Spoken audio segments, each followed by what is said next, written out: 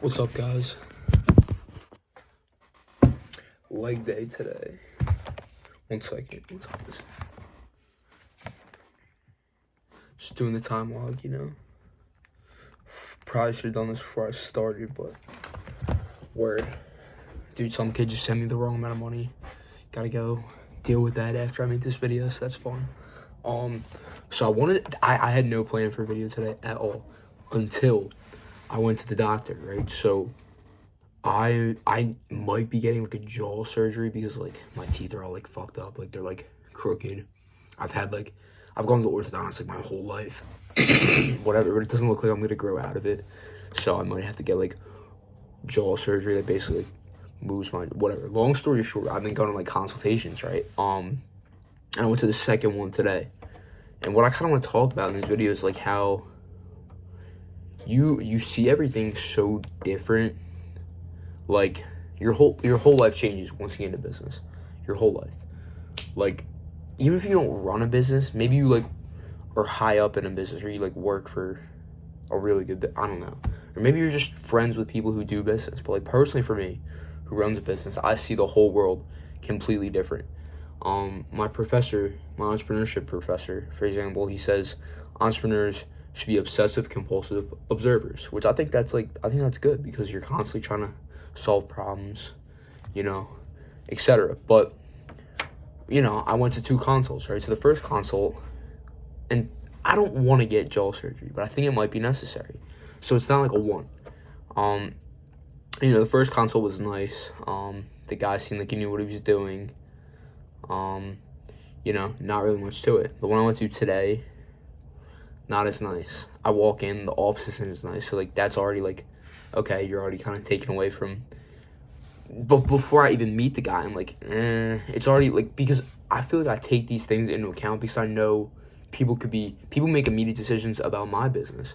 So that's why you kind of got to be conscious of like, how you respond as a consumer, right? So I walk in the office, I'm like, like this isn't that nice. It was kind of like old, beat up. So like before I'm even meeting the guy, I'm having a negative experience, right? That's not good. That's not what you want to do as business. Then I go in. It's not too long of a wait, nothing that crazy, but a little bit longer than the other guy, for sure, so that's another thing I'm noting. Then he comes in, whatever, does his little examination, and he starts telling me about how he would go about doing the surgery, right? And if you're familiar with the Horton-Rosie value equation, which I don't know if I've ever referenced that on this channel, but, it's effort and sacrifice. How can you limit that? And this dude was talking about how I would have to have my mouth wired shut for 6 to 7 weeks. Like, only liquid foods, wired shut. I'm like, what? The other guy didn't say anything about that. The other guy, like, it's not something I have to do with him.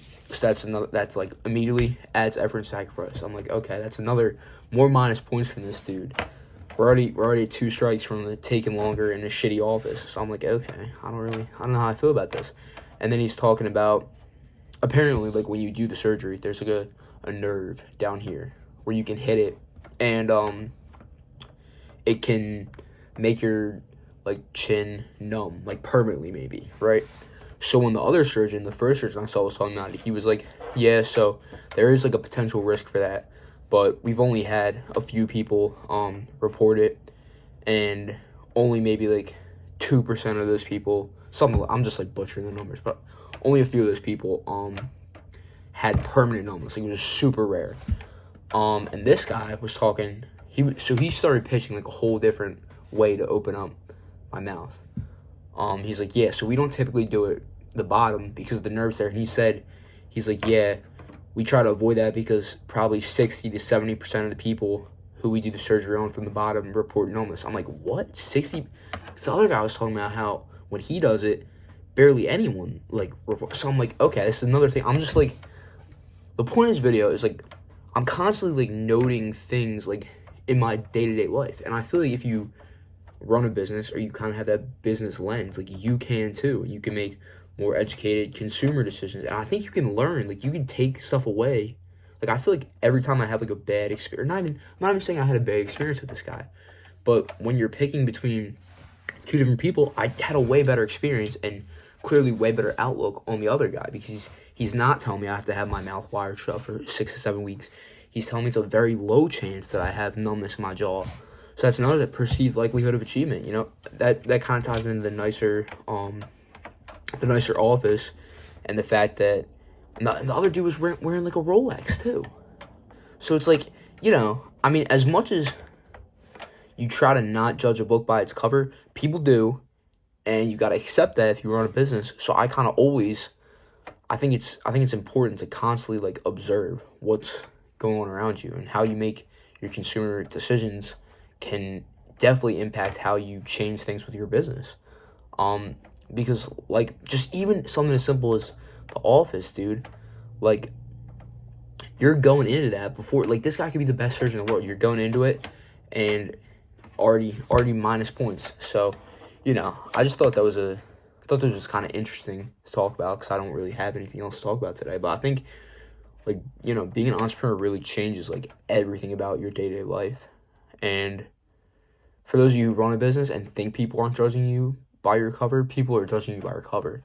Like, if you're like a fat personal trainer, dude, like, I'm sorry, that's an extreme example, but like, you know, there's definitely, consumers make decisions on how they feel a lot of times. So whatever. Yeah, I just thought I'd come on here, compare my two experiences. You know, why, if I do decide to get the surgery, I'll definitely be choosing that guy. And, you know, just kind of remind you guys that it is definitely important how you lay everything out, to make it valuable. Just a little insight. I'm gonna go destroy my legs now, because my new split is actually like killing my legs to the point where like I haven't even been hitting them twice a week.